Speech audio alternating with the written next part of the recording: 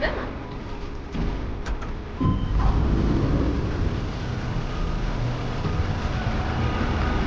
Hello.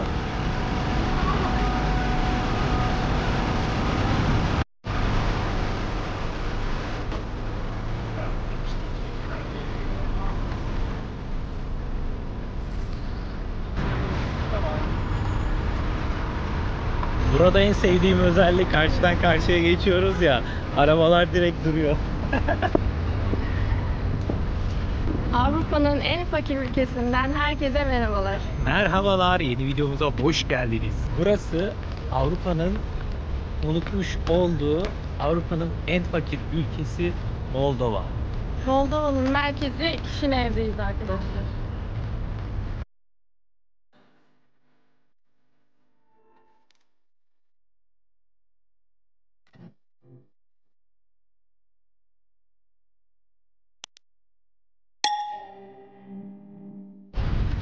Şimdi size bu kiliseyi, şu çanı, ilerisinde bulunan zafer tagını detaylı bir şekilde anlatacağız. Öncesinde size Moldova hakkında kısa bir özet geçmek istiyoruz arkadaşlar. Sovyetler Birliği'nin dağılmasıyla bağımsızlığını kazanan bu devlet Avrupa'nın doğusunda yer almaktadır. Moldova tarih boyunca çok fazla işgale maruz kalmış ve Avrupa'nın en eski binaların yer aldığı çok fakir bir ülkedir. Moldovalıların bir kısmı kendini Romanyalı görürken bir kısmı da Romanya'yı sevmiyormuş. Hatta bazı Moldovalılar kendilerini Rus olarak tanımlıyorlarmış. Ülkenin resmi dili Romance ama çoğunlukla Rusça konuşuluyor. Dini inanç bakımından Moldovalılar Hristiyanlığın Ortodoks grubuna mensuptur.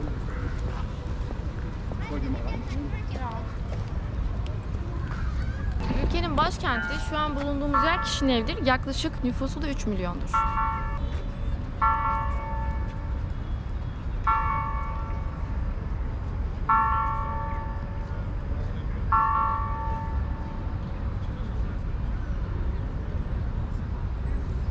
Yaz ayları dışında ülke karlı ve çok soğuktur.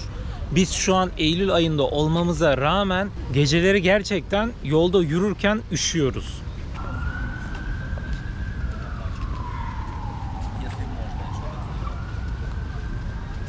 Avrupa'nın en fakir ülkesi konumda olan Moldova, Sovyetler Birliği'nin çöküşüyle tarıma yönelmişlerdir. İnsanların genellikle geçim kaynağı tarım, mısır ve buğday üretiyorlarmış burada. Fakat Moldova'da tarım ve turizmin gelişmesi, ülkenin gelişmesi bakımından yeterli düzey bir türlü gelmemiştir. Moldova'ya gitmek için herhangi bir vize gerekmiyor. Pasaport ve kimliğinizle girebiliyorsunuz. Yalnız artık Türklere bir sorun çıkarmaya başlamışlar. O yüzden kalacağınız yeri ve dönüş uçak biletinizi göstermeniz gerekiyor arkadaşlar. Havalimanından şehir merkezine ulaşmak için Yandex.Go uygulaması kullanabilirsiniz.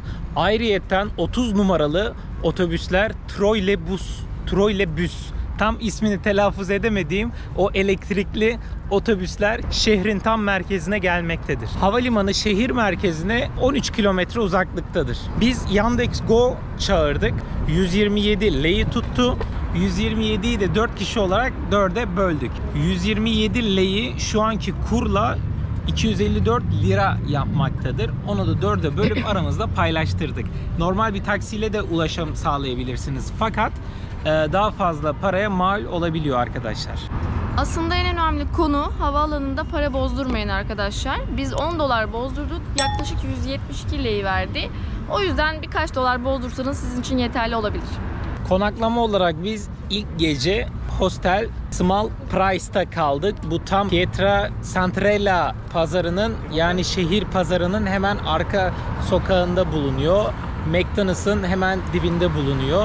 Orada konaklamıştık ve 2 kişi fiyatı olarak 1100 lira para vermiştik. ATM'lerden çekim konusunda da Visa ve Mastercard'ları geçiyor arkadaşlar. Biz McDonald's'ta yemek yedik. Kartla çok kolay bir işlem yapabildik. Sadece 15-20 lira kadar bir komisyon alıyor. Moldova hakkında en ilginç gerçeklerden birisi şüphesiz Avrupa'nın kenara itilmiş en fakir konumunda yer almaktadır. Bundan dolayı Moldovalı insanlar hayatlarını kurtarmak için farklı ülkelere gidip çalışıyor arkadaşlar. Hatta orada evlenip kalabiliyorlar. Bu yüzden ülkede yaşlı kesim çok fazla. Sokakta yürürken genç kitleye değil, daha çok yaşlı ve somurtuk suratlara denk gelebilirsiniz. Kendinizi kötü hissetmeyin bu yüzden. Sovyetler Birliği'nin dağılmasından sonra ülke bir türlü kendini toparlayamadı. Ekonomik etkenler gün geçtikçe artıyor ve işin garip tarafı Avrupa ülkesi olmasına rağmen Avrupa ülkelerinden destek alamıyor. Turistik bakımından Avrupa'da en az seyahat edilen ülke konumundadır Moldova. Caddelerde ve sokak aralarında gezerken birçok Sovyet döneminden kalan eski binalar görebilirsiniz. Bakımsızlar ve eskiler. Ve tek düzeler, gerçekten tek düzeler, kocamanlar, hiçbir şekilde bakım yok ve Moldova'da gerçekten inşaat 0 derecede, inşaat yok. Yani yeni bina göremiyoruz. Yeni bina yok denecek kadar az bize rastlamadı. Hep binalar eski, terk edilmiş ve yıkılmaya yüz tutmuş. Ülkedeki alım gücü çok düşük olduğu için insanlar sıfır eşya alamıyor. Yani tabii alanlar vardır ama alım gücü düşük olduğu için çok fazla ikinci el pazarlarını görebilirsiniz. Hatta bunlardan biri Pietra Centrala isimli market olarak geçen açık hava ve kapalı hava pazarı. Burada çok fazla ikinci el eşya mevcut. Sokakta ikinci el tezgahlarına rastlayabilirsiniz. Burada bir kişi 5-6 dolara kendi karnını doyurabilir arkadaşlar. Moldovalılar aylık asgari ücret olarak yaklaşık 3000 lei alıyor arkadaşlar. Bu da totalde 6000 TL falan yapıyor. Moldova'nın içerisinde 2 tane özerk cumhuriyet bulunuyor. Bunlardan birisi Transnistria, son Sovyet Cumhuriyeti olarak geçiyor. Diğeri ise bizim köklerimizden, Oğuzlardan gelen Gagavuz Türkleri. Gagavuz Türkleri dini olarak Hristiyan Ortodoksluğuna bağlı ama konuşma biçimi olarak normal Türkçeyi benimsiyorlar. Türkçe olarak konuşuyorlar. Tabii Gagavuz dili de var fakat halkın büyük bir çoğunluğu Türkçe konuşuyor. Orada çok rahat bir şekilde Türkçe anlaşabiliyorsunuz. Gagavuz Türklerinin para birimleri Moldova'ya bağlı olduğu için Gagavuzların ayrı bir para birimleri yok. Lei ile orada rahat bir şekilde konaklayabilir, alışverişlerinizi yapabilirsiniz. Fakat Transnistria tamamen özel bir bölge olduğu için Transnistria'nın kendi para birimi var. Ruble olarak geçiyor. 1 ruble ortalama 2.20 TL'ye denk geliyor. 1 lei ise 1.9 TL'ye denk geliyor. Transnistria son Sovyet Cumhuriyeti olarak geçiyor. Avrupa'nın ve hiçbir dünya ülkenin tanımadığı bir özerk cumhuriyettir. Sadece Gürcistan'da bulunan Güney Ossetya ve Abhazya tanıyor Transnistria'yı. Güvenlik açısından kendi polisini, askerini ve iç güvenliğini sağlıyor kendileri. Gagavuz Özerk Cumhuriyeti'nde ise böyle bir durum söz konusu değil. Transnistria ülkenin içinde farklı bir ülke konumuna gelmiş resmen. Gagavuzlar hakkında benim söylemek istediğim şey, ben çok sevdim. Çok tatlı insanlar. Her biri o kadar güler yüzlü ki onlara buradan selam gönderiyorum. Moldova için en önemli anıtlardan birisi ise arkadaşlar şu an önünde bulunduğumuz Zafer Takı, Zafer Anıtı. Arkasında hükümet konağı, burası ulusal meydan ve arkasında şehir parkı, kilise yer almaktadır. Bu zafer tagının önemi 2. Dünya Savaşı'ndan geliyor. Zafer kemerleri Roma'ya ait bir gelenektir. Fakat zamanla tüm dünyaya yayılmıştır. Rus-Türk Savaşı'ndan sonra inşa edilmiştir.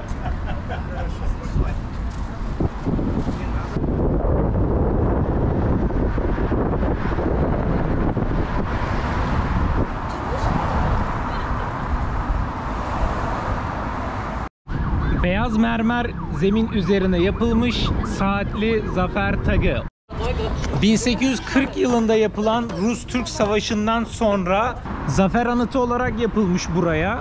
Burada da 1846 olarak belirtilmiş zaten arkadaşlar. Burada bir platform yapılmaya başlanmış. Sanırım burada bir konser olacak. Ulusal meydan burası ve tam karşısı da Başkanlık Sarayı. Moldova'nın bayrağı Romanya'nın bayrağına çok fazla benziyor. Tek ayırt edici özelliği ortasında bir kartal bulunuyor. Moldova bayrağının anlamı ise mavi renk çalışkanlığı, sarı renk yeraltı zenginliğini, kırmızı renk ise özgürlük uğruna dökülen kanı simgelemektedir. Zaten Moldova ve Romanya aynı millete ait olup iki farklı devleti simgelemektedir. Tıpkı bizim Türkiye ve Azerbaycan gibi. Azerbaycanlı kardeşlerimize de selam olsun bu arada. Şöyle bir bilgi de var. Burada yer alan kilise çanının içindeki çan Rus-Türk Savaşı'ndan kalma silahlar eritilerek yapıldığı söylenmektedir. Ülke diğer Sovyet ülkelerindeki gibi yollar çok fazla geniş ve çok fazla park alanları mevcut. Çok fazla da büyük evler, yapılar inşa edilmiş. Her yeni bir ülkeye ilk gelindiğinde yapılması gerekenlerin en başında tabii ki de sim kartı almak geliyor. Önerebileceğimiz kartlarsa arkadaşlar Moltcell ve Orange. Çok uygun fiyata yüksek gigabaytlı internet paketlerine sahip olabilirsiniz. Ülkenin para birimi lei olarak geçiyor. 1 lei 1.96 lira yapıyor. Önü ve arkası bu şekilde.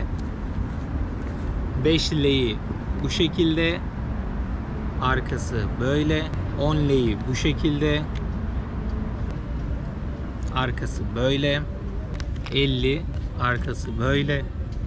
Ve şu an benim elimde olan en yüksek para birimi 200 lei.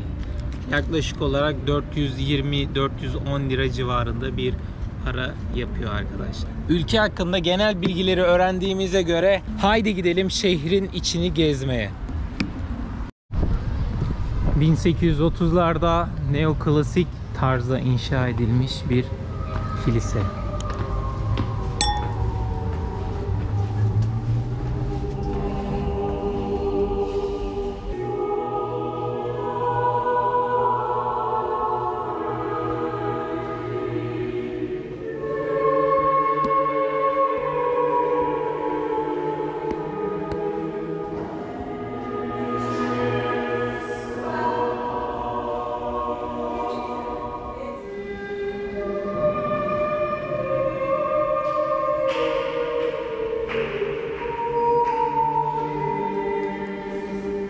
Yapı 2. Dünya Savaşı'nda bombalanmış. 1962 yılında tekrar restore edilerek hayata kazandırılmış.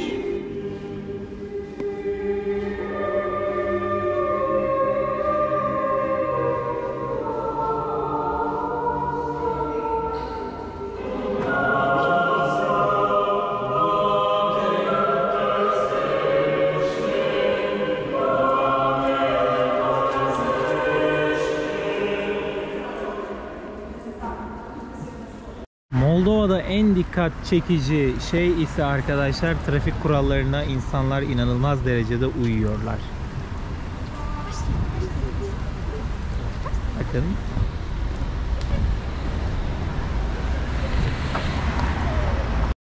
Burada Moldova halkının yöresel kıyafetlerini görebiliyorsunuz.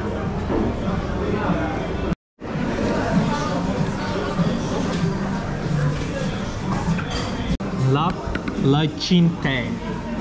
Moldova'da önerebileceğimiz bir mekan. Biz burada daha önce yedik, tekrardan yiyoruz.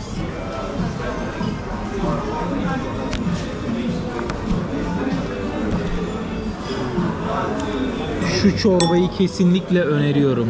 Kesinlikle 65 lei yapıyor. Tavuk parçaları var içinde onun. Çok Evet, lezzetli. inanılmaz. Kesinlikle.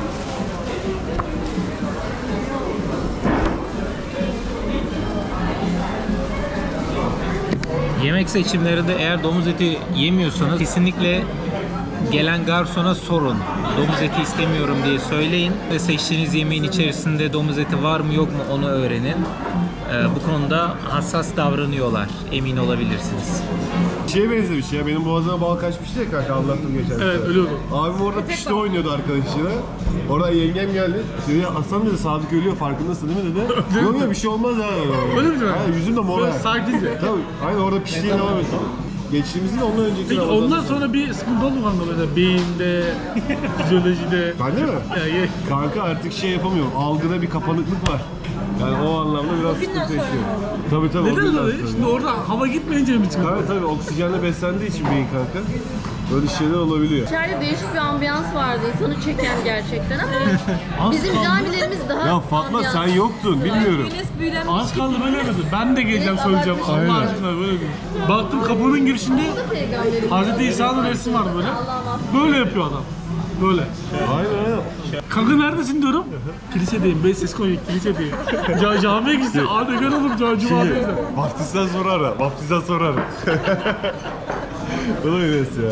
Ay, yukarıda bir de ilahi falan bir şeyleri okunuyor mu? Yani ilahi denir ama. Bilmiyorum. O da Rabbim ilahi ilahidir. olmaz.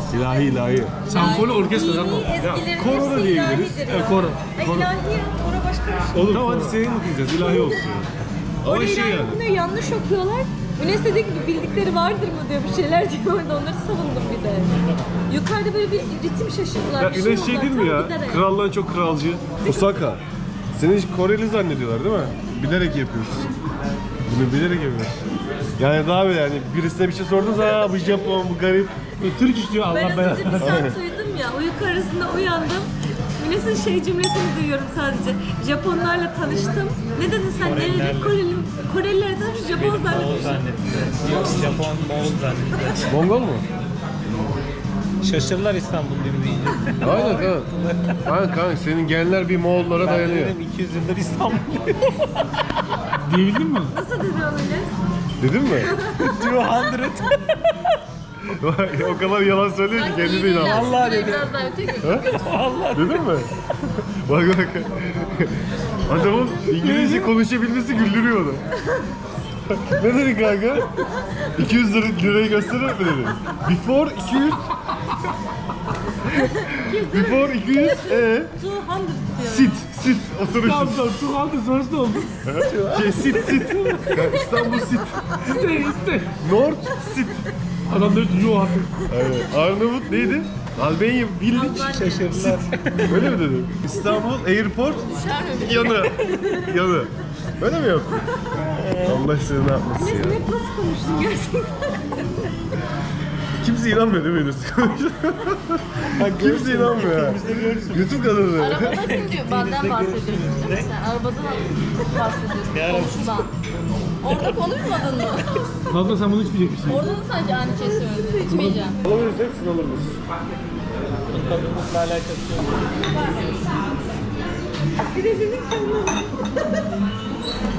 İnanılmaz. Bence. Onu buymuş. Bir de bana şey diyor. Niye böyle bir şey dedin ki ben anlamadım. Niye söylemedin? İyi yapmışsın. Dedim iyi. ben de söyleyeyim. Nasıl olsa öğrenecekler.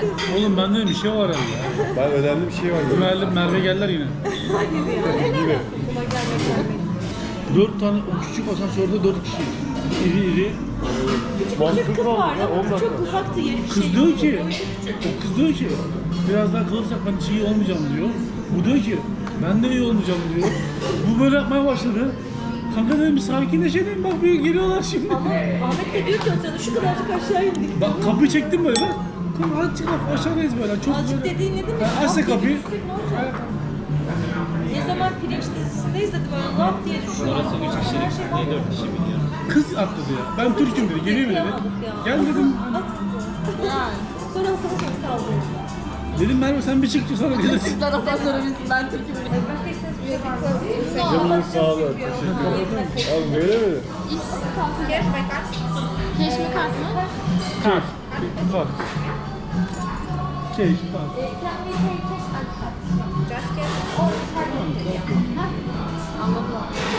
Fark etmiyor değil mi? Saklamak istemiyorum.